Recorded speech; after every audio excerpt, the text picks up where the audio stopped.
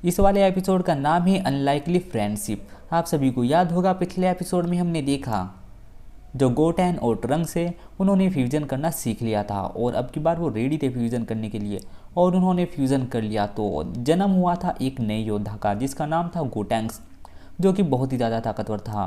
पर उसने पिकोलो की एक भी बात नहीं मानी और वो लड़ने के लिए चला गया माजिम्बो के साथ और उसने माजिम्बो के साथ फाइट की। और फाइट करने के बाद जब वो वापस आया तो उसकी हालत कुछ ऐसी थी और फिर काफ़ी सारी मिलिट्री ने भी हमला कर दिया था माजिम्बो के ऊपर, पर माजिम्बो ने उन सबको तबाह कर दिया और उनकी हालत ख़राब कर दी थी। अब आगे Here we go, go, go, let us heal and grow. You won't be alone, we're unstoppable. Don't be afraid to show what we're going for. This is what we know. Here we come back to life, we're still breathing. Standing up, everybody's gonna see it. Oh, all you need to know is that we're holding on. Even if we fall, we will rise up and we follow the path that we believe in. No, we're not. इस वाले episode की शुरुआत में हमें दिखाया जाता है जो माजिम्बो है वो फिर से शहर के अंदर जाता है और काफ़ी सारे इंसानों की कैंडी बनाता है और कैंडी बनाने के बाद उन्हें खाने लगता है और फिर कहता है ये वाली तो मज़ेदार थी और फिर वो कुछ कैंडी बचा लेता है और कहता है ये मैं बाद के लिए बचा के रखता हूँ, वो इन्हें बाद में खाएगा। और फिर ये कहकर वो वहाँ से उड़कर चला जाता है। जो ये दुनिया है पृथ्वी ये पूरी की पूरी तबाह हो गई है, इस पर सिर्फ 5% आबादी ही बची है और लोग ये बात रिकॉर्डर पे सुन रहे होते हैं क्योंकि अब टीवी नहीं रहा और टीवी न्यूज़ भी कोई नहीं देखता और ना ही कोई रिपोर्टर रहा है। जो हमारे प्यारे योद्धा है मिस्टर सैटर्न, अब वो तैयार है उस राक्षस को हराने के लिए। अब पूरी दुनिया को एक इंसान से उम्मीद है, वो है मिस्टर सैटर्न।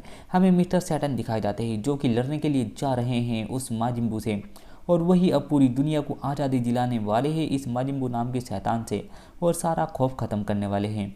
दूसरा सीन शूट होता है, ये होता है गोटेन और ट्रंक्स का। उनकी मॉम उन्हें बहुत ही गंदे तरीके से पीटती है और कहती है तुम बिना बात सुने ऐसे मत भागा करो और तुम वैसे भी मेरी दुनिया में अकेले ही बच्चे बचे हो, तुम्हारे अलावा मेरा दुनिया में कोई नहीं है, इसलिए अपना ध्यान रखना प्लीज़। और बुल्मा भी यही बोलती है गोटेन को और जो पिकोलो है वो उन्हें बताता है तुमने गलत किया, भले ही तुम कितने भी ताकतवर क्यों ना हो, पर अगर तुम बिना प्लानिंग के जाओगे तो तुम्हारी मौत भी हो सकती है। गोटेन कुछ नहीं कहता। ट्रंक्स कहता है इसका मतलब तुम कहना चाहते हो मेरे डैड वो ताकतवर थे पर वो बिना प्लानिंग के लड़े इसलिए वो हार गए और मैं वो गलती दोबारा नहीं दोहराऊंगा, मैं और ज़्यादा बेहतर बनूंगा। और जो पिकोलो होता है उन दोनों के सिर पे हाथ रखता है और वो दोनों खुश होने लगते हैं। पिकोलो कहता है आखिर तुम दोनों बहुत ज़्यादा बहादुर हो, क्योंकि बहादुर भी क्यों ना हो तुम्हारे अंदर खून भी तो दो योद्धाओं का दौड़ रहा है। वापस से सीन शूट होता है, जो मिस्टर सैटर्न है वो आ गया है माजिम्बो के घर के पास और वो अपने हाथ में एक बैग लाया है। एक पुलिस वाला उसका शुक्र अदा करता है कि आपका बहुत बहुत शुक्रिया कि आप हमारे लिए इस मॉन्स्टर से लड़ने आए हो। वो पूछता है इस बैग में क्या है। मिस्टर सैटर्न उसे बताते हैं इसमें कुछ खिलौने हैं जो कि मैं उसे देकर उसे पायतुरों से ख़त्म करने वाला हूँ। जो मिस्टर सैटर्न है वो अपना पल्ला उठाकर फेंक देते हैं, फिर वो अपनी बेल्ट भी निकाल कर फेंक देते हैं और वो आगे बढ़ने के लिए तैयार होते हैं और वो कहते हैं हे बाहर निकल माजिम्बू, मैं तुझे हरा दूंगा, तू मुझसे नहीं बच पाएगा, मैं तेरी कहानी ख़त्म कर दूंगा। वह पुलिस वाला पीछे से आता है और कहता है लगता है आपके गले में कुछ खराबी है। मिस्टर सैटर्न कहते हैं वो मुझे जुकाम हो गया है इसलिए। और वो चिल्लाकर कहता है हे बाहर निकल, अगर हिम्मत है तो बाहर आ, मेरे मास्टर सैटर्न तुझे हरा देंगे, वो तुझे कहीं का नहीं छोड़ेंगे। मिस्टर सैटर्न उसे लेके पीछे आते हैं और कहते हैं तुम ऐसी गड़बड़ मत करो वरना तुम मेरा प्लान चौपट कर दोगे, और एक काम करो तुम यहाँ से जाओ, इसके बाद मैं अकेला ही संभाल लूँगा। और वो जैसे ही पीछे मुड़ के देखता है तो वो दोनों जा चुके होते हैं। फिर मिस्टर सैटर्न सोचते हैं अब मैं क्या करूं, और फिर वो लुबकते हुए हैं और ज़मीन पर लेट जाते हैं और एक डंडी उठाते हैं और उसके घर के पास चलने लगते हैं। वो छिप छिपाते बहुत ही ज़्यादा मेहनत करके कीड़े की तरह रेंगते हुए आगे बढ़ने लगते हैं और फिर वो एक पत्थर उठाते हैं उसके घर पे फेंक के मारते हैं, लेकिन माजिम्बू बाहर नहीं आता। वो सोचने लगते हैं कि शायद घर में कोई नहीं है और फिर वो छिपके से जाते हैं उस घर के पास चिपक जाते हैं और फिर छुपके से देखते हैं अंदर कोई नहीं होता। वो सोचते हैं कि अब अंदर कोई नहीं है और वो बहुत ही गंदे तरीके से मुँह की ओर लात मारने लगते हैं घर को और कहते हैं हिम्मत है तो मेरा कुछ बिगाड़ है बिगाड़ मेरा, और वो बहुत ही गंदे तरीके से पीटने लगते हैं और फिर घर की हालत कुछ ऐसी होती है। फिर जो मिस्टर सैटर्न है उन्हें पीछे से आवाज़ आती है और वो माफ़ी मांगने लगते हैं मुझे माफ़ कर दो माजिम्बू, मैं नहीं था, मैं तो सिर्फ तुम्हारा ऑटोग्राफ लेने आया हूँ। और वो देखता है पीछे तो सिर्फ एक छिपकली है। फिर वो छिपकली को मारने लगता है हे मुझसे ऐसा गंदा मजाक बिल्कुल भी मत करना।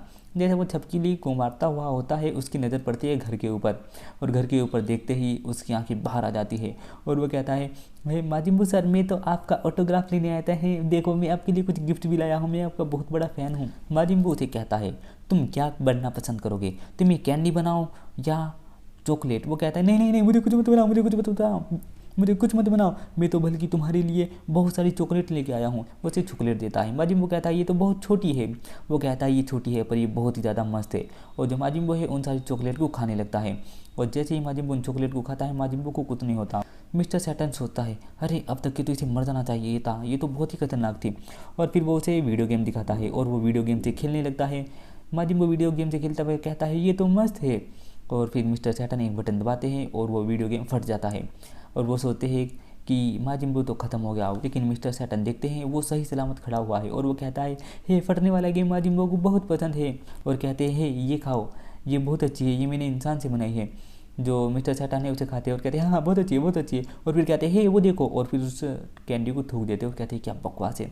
और फिर वो कहता है, वहाँ तो कुछ भी नहीं है। फिर मिस्टर सैटर्न उसे कहते हैं, चलो मेरे पास एक आइडिया है, जब हम दोस्त बनते हैं इंसान, तो हम एक दूसरे की फ़ोटो खींचते हैं कुछ इस तरह से। और फिर वो उसे ज़मीन पर पड़ा देता है और उसका फ़ोटो खींचता है और बहुत खुश होता है कि अब हमारी दोस्ती पक्की हो गई है। और वो उसे समझाने लगता है कि इंसान कैसे कैसे करते हैं। वापस से सीन शूट होता है। ये होता है गोकू का, जो अभी भी सो रहा है, और हमें दिखाए जाते हैं ओल्ड काय, जो कि एनर्जी बढ़ाने के लिए लगे हैं गोहान की, और गोहान की हालत बहुत ज़्यादा डाउन है, और वो बेचारा सोच रहा है पता नहीं इसे कुछ फ़ायदा होगा भी या नहीं। फिर वो पूछता है कि क्या ये पूरा हो गया ओल्ड गाय? ओल्ड गाय कहते हैं, नहीं, अभी तो इसमें 5 घंटे और लगेंगे। जो गोकू है उसकी आंखें खुलती है। वो पूछता है, लगता है गोहान की शक्ति वापस आ गई। वो पूछता है, लेकिन वो कहते हैं, नहीं, अभी थोड़ा सा टाइम और लगेगा। गोकू उनके पास आ जाता है और गोकू कहता है कि हे ओल्ड गाय, क्या आप थोड़ा जल्दी नहीं कर सकते?